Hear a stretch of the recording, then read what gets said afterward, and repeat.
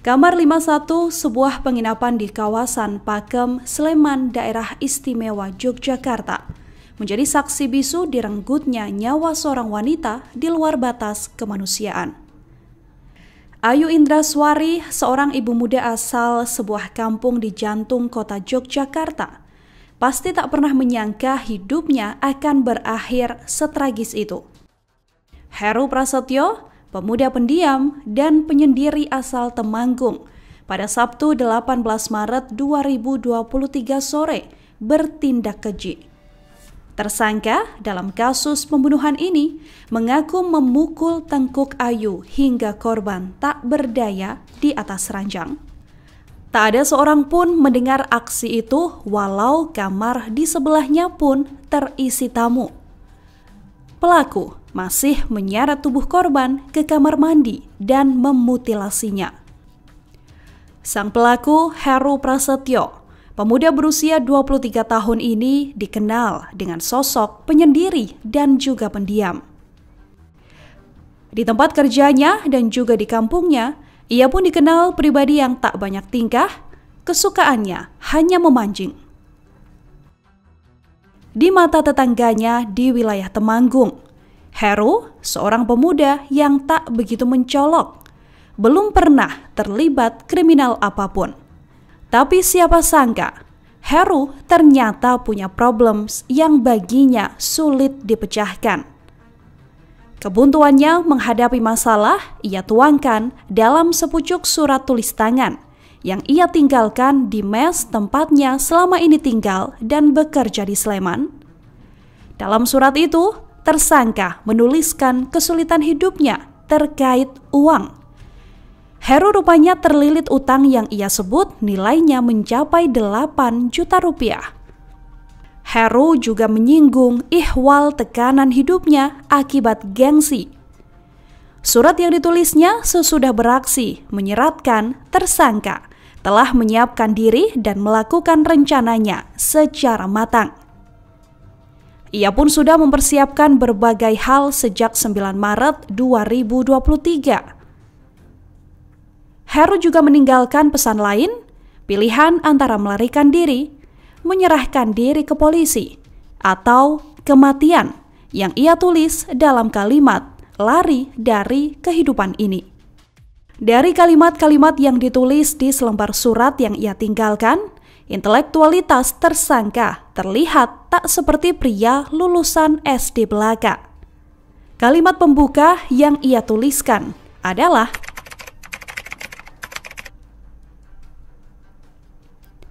kalimat selanjutnya pun menyeratkan pesan khusus dan juga religius.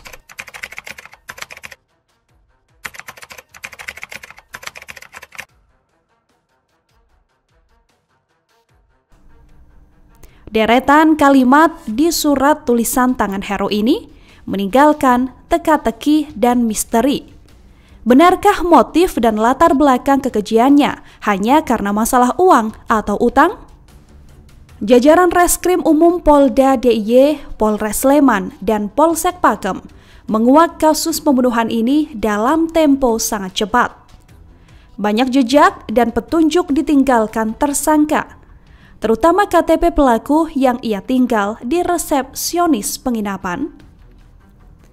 Menurut keterangan saksi mata pengelola penginapan, detik-detik terungkapnya kasus pembunuhan mutilasi ini terjadi sangat dramatis dan mendebarkan.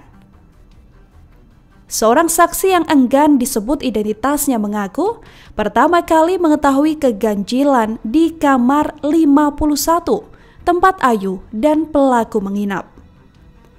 Kecurigaannya berawal saat ia memeriksa kamar yang masa sewanya sudah berlalu. Saat itu Minggu 19 Maret 2023, sekira pukul 23 waktu Indonesia Barat. Ia yang semula berada di ruang resepsionis mendekati kamar 51 yang berada di paling depan dari deretan kamar di bagian atas penginapan sejajar gerbang masuk. Sampai di depan bangunan, ia melihat sinar lampu dari sela-sela roster tembok yang terlihat berbeda, lebih redup tak seperti biasanya. Saksi pun lantas memanggil teman kerja lain dan berusaha memeriksa kamar dengan lebih cermat. Kecurigaan pun mulai muncul. Saat mereka berusaha mengetuk pintu, tak ada jawaban dari dalam. Gagang pintu pun terkunci. Saksi pun lantas berusaha mengintip jendela meski tirainya ditutup rapat. Beruntung, kala daun jendela ditarik, ternyata tidak terkunci. Dari balik kamar, saksi bisa melihat ada sebuah tas dan telepon seluler. Pintu kamar mandi tertutup dan lampunya pun mati. Semakin curiga, dua orang pegawai penginapan ini memanggil orang lain untuk memeriksa dengan lebih cermat.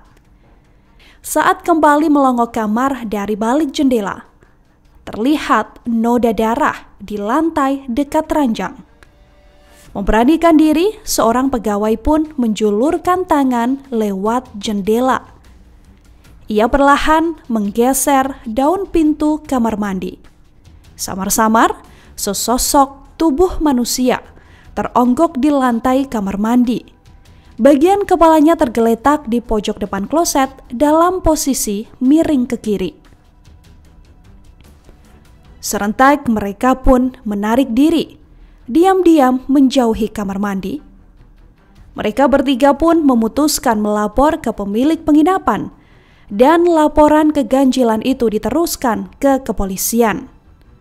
Sejam kemudian, kegemparan pun menyeruak ketika penyelidik kepolisian dan tim Inafis Polda DIY membuka pintu kamar 51 dan terhampar jejak pembunuhan ini. Penyelidikan dan olah tempat kejadian perkara berlangsung maraton sejak malam hingga subuh keesokan harinya, Senin 20 Maret 2023. Identitas korban langsung diketahui dari KTP yang ada di kamar lokasi pembunuhan. Penyelidikan pun langsung dikebut. Perburuan pelaku dilakukan di berbagai tempat berbekal KTP yang ditinggalkan Heru Prasetyo di meja resepsionis penginapan. Namun malam saat polisi menerima laporan kejadian pembunuhan, Heru Prasetyo ternyata sudah kabur dari wilayah Sleman. Ia bergerak ke Pekalongan, lalu menjual telepon seluler korban di dekat alun-alun. Sesudahnya, ia pun kembali ke Temanggung. Tak datang ke rumah orang tuanya, Heru justru memilih bersembunyi di kerabatnya yang lain. Selasa 21 Maret 2023, tim Polda DIY meringkus Heru Prasetyo. Ia langsung diangkut ke Mapolda DIY dan mengakui semua perbuatan kejinya terhadap Ayu Indraswari, perempuan yang dikenalnya lewat media sosial. Rabu 12 April 2023. Sesudah 3 pekan tertangkap dan penyidikan dilangsungkan, reka ulang kejadian digelar di berbagai tempat. Heru Prasetyo dikeler dan terlihat sangat kooperatif menjalankan adegan demi adegan yang dilakukannya. Tim jaksa dari Kejati DIY dan Kejari Sleman diundang untuk menyaksikan rekonstruksi ini. Sesuai surat perintah dimulainya penyidikan atau SPDP, pasal utama yang disangkakan pada pelaku adalah pasal 340 KUHP tentang pembunuhan berencana.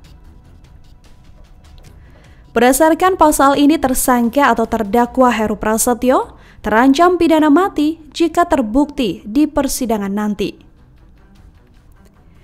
Pakar ilmu forensik modern Profesor Dr. Edmond Lockhart pernah mengatakan, setiap orang yang bergerak pasti meninggalkan jejak.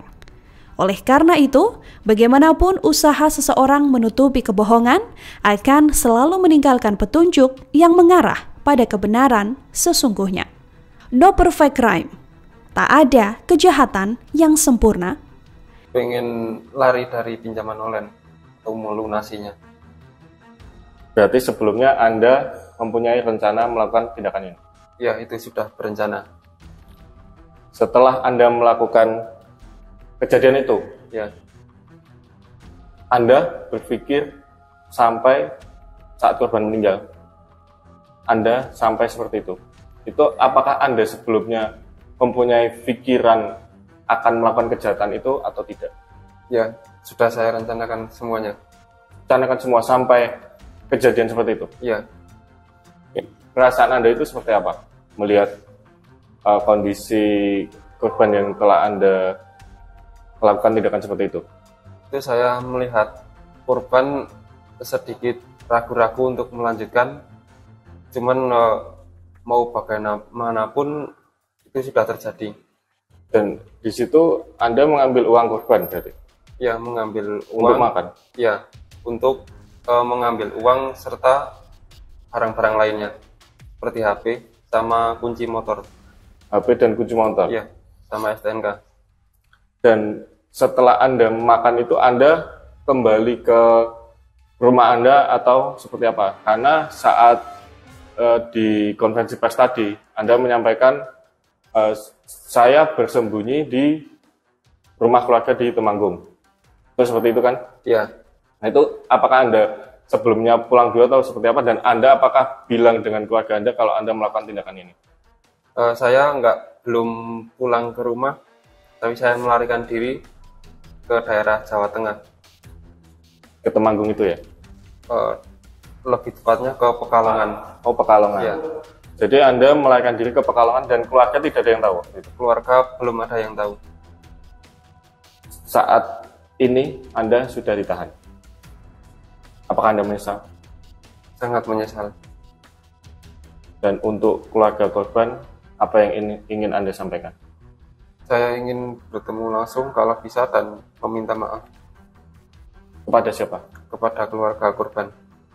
Dengan keluarga Anda? Itu kalau bisa saya pengen ketemu secepatnya. Saya pengen minta maaf untuk kelakuan saya yang seperti saat ini. Terima kasih sudah nonton. Jangan lupa like, subscribe, dan share ya.